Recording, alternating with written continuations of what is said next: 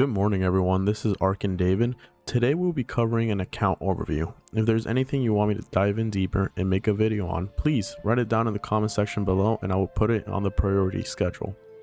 The goal is a video a day till we address all the questions people might have, and then from there on we can make a We Play playlist of the game. Alright, let's get started. So this server is approximately 8 days old. Again, I joined in a little bit late, but when I asked around on global chat, everyone seems to be around like the 6 to 8 day mark, and it kind of makes sense from what I'm seeing from people's growths and some of the dragon levels, as that's the way that I'm kind of calculating it by, since the dragon material, specifically these ones right here, are limited to how many you could acquire per day from a mob in the open world, as well as obviously you're getting a ton from this early welcome pack. Now, welcome ceremony, right? I'm on my 4th day. Reset happens in a couple hours, and so far I've gotten some gems and some ancient dragon claw, which you get this also from an open world mob called the demon lair, and we'll be going over that in a little bit. All right, so let's go straight into the server ranks. All right, so the alliance powers, these are what on the, let's mark it on the 8th day of the server. This is what our server alliance powers look like. I'm in the top clan right now, which I'm thinking of actually moving because there are primarily from Indonesian, and the translator is not the best. I've seen worse in other games, but this one right here, it's hard to understand when they're trying to explain to me some technical things, and it just adds to the confusion. So I'm thinking of either moving to an Old Man's Nose Pick or Legion of Doom, or even Vitality, or even down to Mana, where I know they have some English speakers and players that have experience in the game, and they're going to be good for helping me guide me on the proper way to develop this rally lead account, which that's my goal for this account, is to be a rally leader. Now, as you can tell on the rankings right now, I'm holding basically all the spots with the exception of resource gathering, which I'm working on. So solo power is basically your overall power of troops, marches, heroes, buildings, everything. I'm sitting at around 20 million. Next highest person is Night Fury at 18, and then Tuck at 15, and Scooby at 14, and it keeps dropping down. Solo kills, I went hard on the first day. I got these amount of kills, and then I stopped. I noticed very early on that with how much I powered up, I can easily kill the whole server in one day. And I primarily got these kills just acquiring resources to fund the upgrades I did. And then now I'm stopping, and I let the server know, hey, I am not going to go and be doing this weekly or daily. I am done till one of these guys catches up to me, or unless something breaks out in the game. But yeah, I'm sitting on a nice 15.4 million. Remember this number. This number is going to be important on the next tablet. But yeah. So if we go back to alliance kills, 32. I'm giving my alliance half of that, 15.5. So if you take me out as a player, they're just 2 million difference from Old Man's Nose Pick. So you can see how I'm a big outlier. I'm right now boosting heavily this clan, which again, awesome clan, but just communication is key for me, and right now I'm struggling hard in there. City level, sitting at 26. I was sitting everyone was at 23 till this morning, and then these two guys powered up, so they're catching up to me. But I'm not too worried. I still have think I have a couple of days, unless they drop a couple hundred, because just from 25 to 26 was like 13.5 days with gem boosts, building boosts, everything, building boosts that I could acquire on, and even with 32 helps, I only dropped it down to 13.5 days before I had to use my speed ups. Strongest hero team, think of that as your strongest march. As you can tell, I am right now sitting at 7.6, and I'm still limited because I haven't been playing that since the beginning of the server. I haven't been able to buy his daily packs, which go for around 15 16 USD, and you can get some of his shards to get him up. So how the leveling of the heroes work is basically you start them off like this, gray with no gold stars, and then as you level them up with shards, you start getting these gold and you start accumulating them.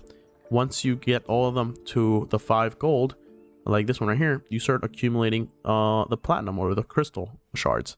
So you can see Cleopatra, I got her up, I got her decently up there because I bought her packs from the VIP store, which were available. She has a pack in game, which I bought, got her a little bit up. And then I've been buying his packs daily, but since I haven't been in the server for long, it's been just basically limited. For these other players also that have been playing from earlier on than me, their dragons higher because they were able to acquire the resources to get them up, which there's two ways. One is through that welcome event that I showed you guys earlier, and then the other way is by attacking this mob that only allows you to attack it 8 to 10 times per day. So I hit my you do your daily, you acquire those amount, and that's it. All right, now we go to you have campaigns in this game. Think of that as you versus the AI of the game. And I got to the highest one in normals, 6 out of 20, which I'm happy because that means I'm going to be listed here as the first to get a 6 out of 20 for the whole life of the server. And then the other one is Road of Heroes. So after you do normal, you get unlock the hard mode. Hard mode is definitely hard. I've only gotten out of the 6 out of 20 that you can get, because it's the same amount as the normals. I got stuck at 3 and 3.8. So basically chapter 3, attack 8.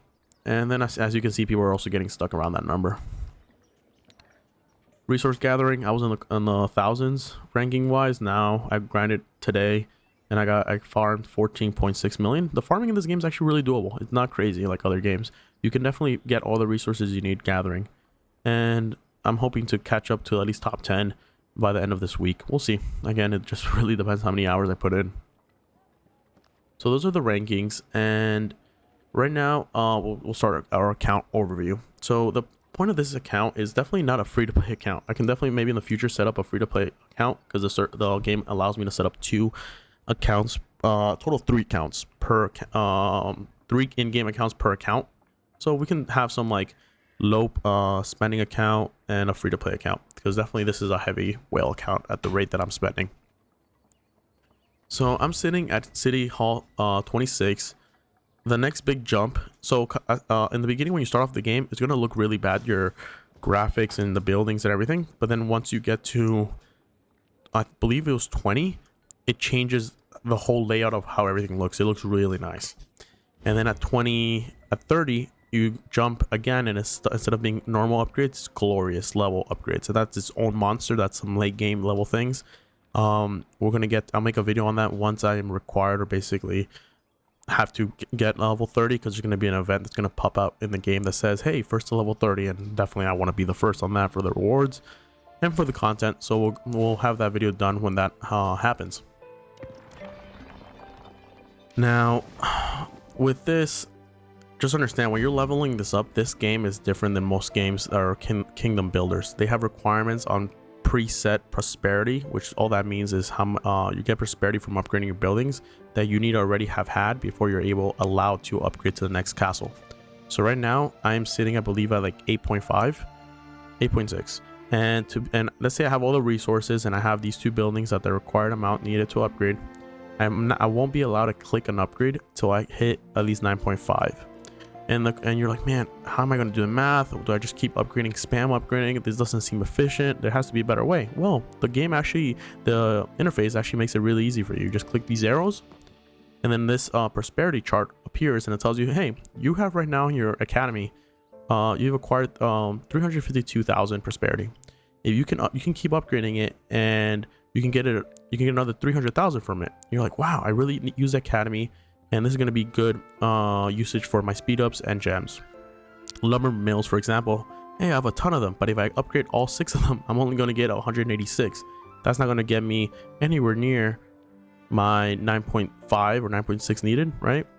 Now, as you can keep going down the list, you can see warehouse. That's a great one to upgrade. Again, you're not really going to be, you're always going to have more resources than your warehouse can hold and protect. But again, look at all that prosperity just waiting to be acquired. Another good one would be the wall. Always going to be needing good defense. Another big one is the Hall of Heroes, which I have right now upgrading. And obviously the barracks are doing their thing. So the something to know about the barracks, since we just mentioned it, there are 3 troop types. So the 3 troop types are infantry, cavalry, and we have archers. So in this game, you notice that there's a ton of tiers. Don't be intimidated by them. You actually level these up pretty fast, and even now at my high level, tier 8, the tier 7 to tier 8 upgrade was like 8 or 13 hours. It wasn't anything crazy. The biggest upgrades for me are right now my House of Heroes, Hall of Heroes, and my castle, obviously. But other than that, all my upgrades are like are still in the multiple hours, like 1 hour, 2 hours, 4 hours. It's nothing crazy. Like I can give you as an example quickly, like this one 26. If I want to upgrade it, oh wait, that's already max. Let me see something that's not 26. 15. 3 hours. That's yeah, 3, 4, 7. And again, that's not including helps. And I'm right now I'm not even in like building research talents. I'm in war talents, and I'll explain to that a little bit later. So again, something to be aware of with the troop types. There's 3 types, but MLS. There's 3 types, and archers primarily are always going to be in the back. They make the most damage, and they're really not, your number's not going to be ever brought down really. You make 29,000, you're going to keep 29,000 almost every fight. Cavalry are in the middle. They don't make a ton of damage, but they also don't tank a lot. They're like the middle between the infantry and the archers. And again, you're definitely going to take some losses, but nowhere near as much as you're going to get from infantry. Infantry, they make some damage, but their primary job is just basically eat up the attack, and they're your meat shields. These guys are the first to start going to deaths out of a battle. So if you have like obviously what you're going to have your infantry, cavalry, and archers, these guys are always going to die first and take the biggest losses.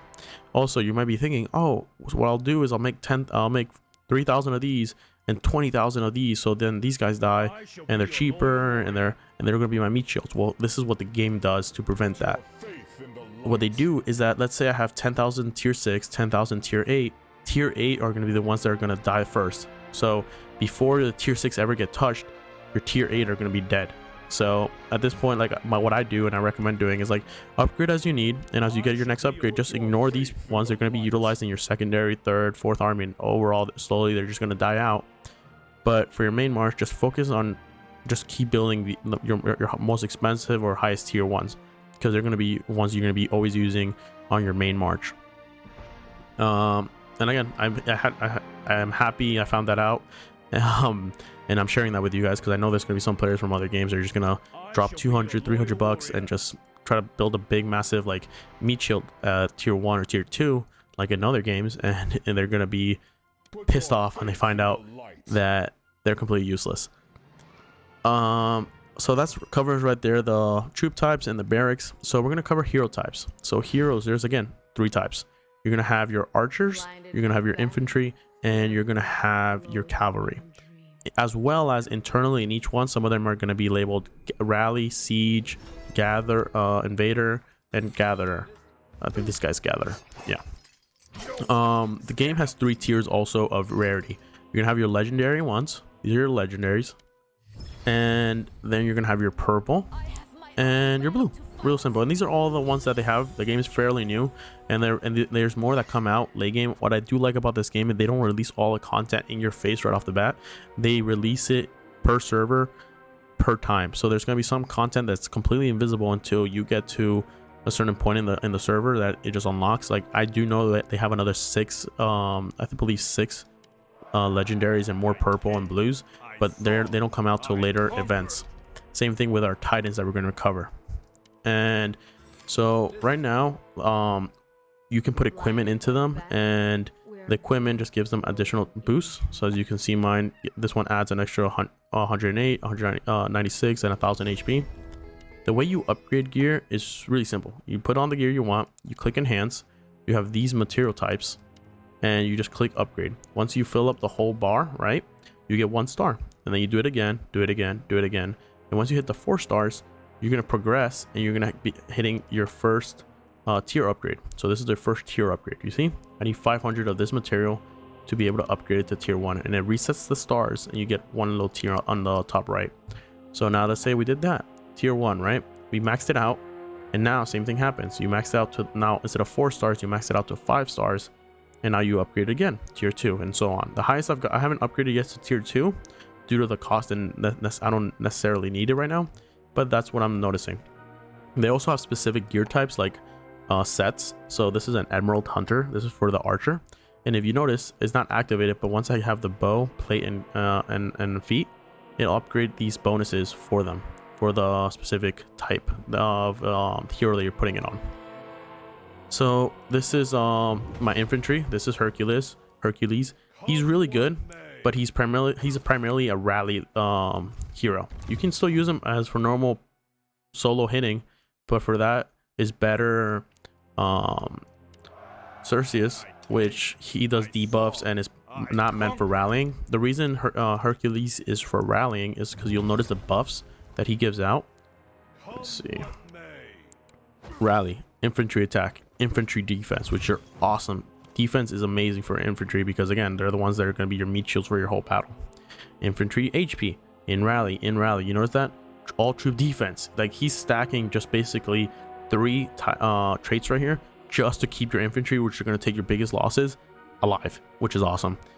Now, if you're solo hitting and you're not doing rallies, again, completely forget these 4, and you're only getting an infantry attack and some defense, which is still significantly strong, but it's not going to be nowhere near, for example, as Cerseus, who's going to be giving you these stats, as well as you're also going to have all troop defense when defending, someone's attacking you, and in siege, when you're just naturally attacking someone, you're going to give them a debuff of 35% attack. These two do come into play, but as you notice, they're nowhere near what the boost you get in rally by Hercules. Now we have our archer type, Cleopatra, and then we have Valkyrie. Valkyrie's amazing because she has an AoE hit skill, which is very useful for campaign, but also just killing a ton of mobs. She's your nuker. She doesn't have any AoE skills, and she locks down enemies. Oh, what's happened there? She locks down enemies, and she basically just hits really hard one single target. So she does her job, but definitely for AoE damage, Valkyrie's going to be the person, and then your tank is going to be Hercules. Hercules does have an AoE skill as well, which is very useful. And then we have your other purples, which I'm not going to cover right now too heavily in depth. Now, we covered the barracks, the troop types, and the hero types. Now we're going to be going over the campaign. Again, I can go a lot more in depth on each of these topics, so feel free just to let me know, and I can make a whole video specifically talking about it. So we have the Road of Heroes. Here's where you're going to be able to see your normal ones. There are 6 levels, 1, 2, 3, 4, 5, 6. And again, internally in each one, there's going to be, I believe, like 20 different floors you have to clear on each one. I cleared them all today, and you get rewards. You see, these shards are utilized to summon legendary traits. So basically, it can be legendary hero shards to summon more of them, or legendary totems to upgrade their skills and stuff like that. You also obviously have the similar thing as, not called Epic Fate, but they're called a different name, and they're purple. Basically, just summon the same thing as the legendary, but the purple heroes. Now we move to hard. Hard is not, you do get the same thing, and here's where I talk to you about the totem page for the legendary ones. This is how you upgrade the skills. This little puzzle piece, you have this also in purple for your purple heroes, but you accumulate these and you can summon specific shards of specific legendaries, which I really like. They have that, so you can control the RNG to a certain extent. And then again, this same thing, you get these nice rewards. The cool thing about doing the hard on the campaign is because of this. So you get a nice skill, and this skill actually has buffs. I believe it's like 100 health, 100 damage, and it's 100% actually, 100% damage, 100% health, and to your archers. And this is Cleopatra, and you get this from getting to finishing floor 20, which I'm stuck at floor 8, and I'm probably gonna be stuck there for a while. Again, more regular nice rewards, and then a big nice cosmetic reward. You get the Frost Dragon. This Frost Dragon is going to be, so when you send off a march out in the open world, instead of having just seeing your troops and your hero leading the march, you're going to have this massive dragon going around to that location, and as it flies away to hit its target, it's going to freeze everything in its path, and you're going to see this massive dragon just flying there. Really cool cosmetic. I have a fire dragon because I unlocked it on this new server festival event. So basically in this new festival event, I unlocked this dragon cosmetic where I send this dragon off marching to the targets I hit. Really cool. And people are going hard, as you can see. I was ranked 1 this morning, and I got dropped to rank 3. And yeah, people are seriously spending. And again, I'm gonna get a nice cosmetic of a dragon castle skin. But again, this wasn't my priority to max out on this event. It was just simply it got done by my spending elsewhere. Okay, and then this event was nice because they also gave you different these are the totems. These are for the purple. So we talked about the legendary. These are for the purple, the epic ones. I got some nameplates. I unlocked some speed ups, and yeah, some nice cosmetics. Basically, I like this event because it was pretty simple event to do, and it was a fun time. Yeah, this is my cosmetic that I got. That's what the dragon looks like, and as it flies around, it leaves a massive pile of ash and burning lava behind it. All right, so going back into that's the campaign, and then we're gonna be covering now the some of the buildings quickly.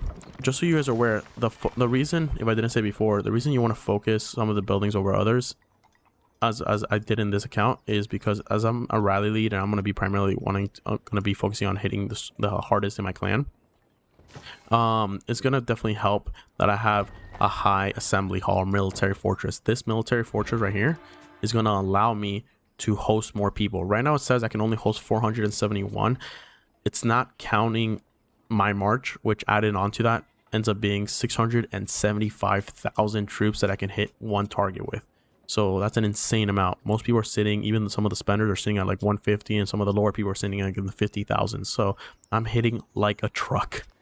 To level up your military fortress, it goes hand in hand with your diplomatic center. What I mean by that is that if you want to get your assembly hall, your military fortress, up to 26, your diplomatic center needs to be 26. So you just need to upgrade them both in hand, which actually I like they did that because this is also a really good building to upgrade. The diplomatic center not just also gives you reinforcement troops, which again, people can put in troops to garrison you and protect you, but also it increases the amount of helps that you can get per building. So I believe per building right now, I can get 32 helps, which help massively. They really do. And then those are really good. Those are really important. We also have the hospital, very useful. Which also I like about the hospital is that their helps.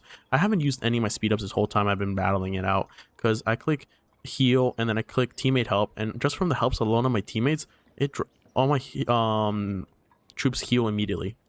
This is your academy, very useful. And again, we pop research out.